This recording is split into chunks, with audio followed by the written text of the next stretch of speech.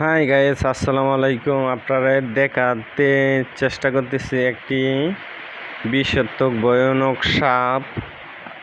বৃষ্টির দিন দেখা চলবেন পানির মধ্যে। এই যে সাপ থাকে, আমার সামনে একটি সাপ পড়লো, দেখেন সাপটি কীভাবে কি করে।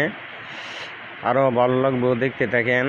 আমিও ওই সাপটির পিছু পিছুই ছুটছি আর দেখতেছি সাপটি কি করতে পারে।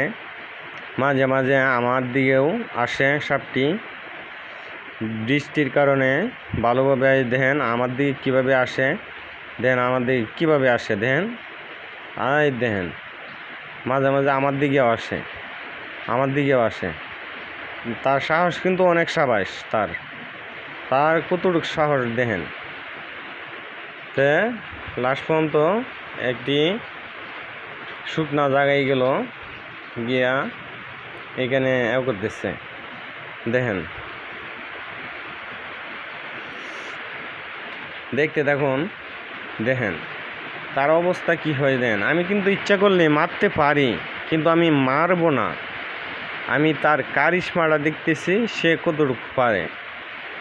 আর বৃষ্টির কারণে যার কারণে ঝাপসা হলো ভিডিওটি।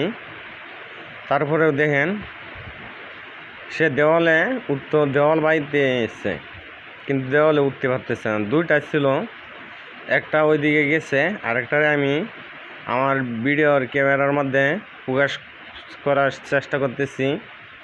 আরেকটা আছে আমার পিছন দিকেই, ওই যে দেখেন কি করে, সে কি করতে চাইতেছে দেখেন। বৃষ্টির দিন খুব সতর্ক হয়ে সবাই চলবেন। লাইট দিয়া, যেখানে পানি আছে, ঘাস আছে, দুবরা বালু, সেইখানে কিন্তু সাপের ভয়ঙ্করটা বেশি, সাপ থাকে বেশি। একটু সবাই সতর্ক হয়ে চলবেন।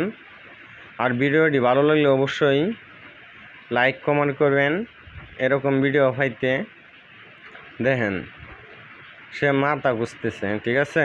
আমি কিন্তু ইচ্ছা করলে মারতে পারতাম, কিন্তু আমি মারি নাই, তাকে ছেড়ে দিলাম। যাক সে, কারণ সে আমার কিন্তু ক্ষতি করে নাই, সেজন্য আমি মারি নাই। তো আপনারা ভিডিওটি দেখেন, আরও ভালোভাবে দেখেন, অবশ্যই লাইক কমেন্ট করবেন। আসসালাম।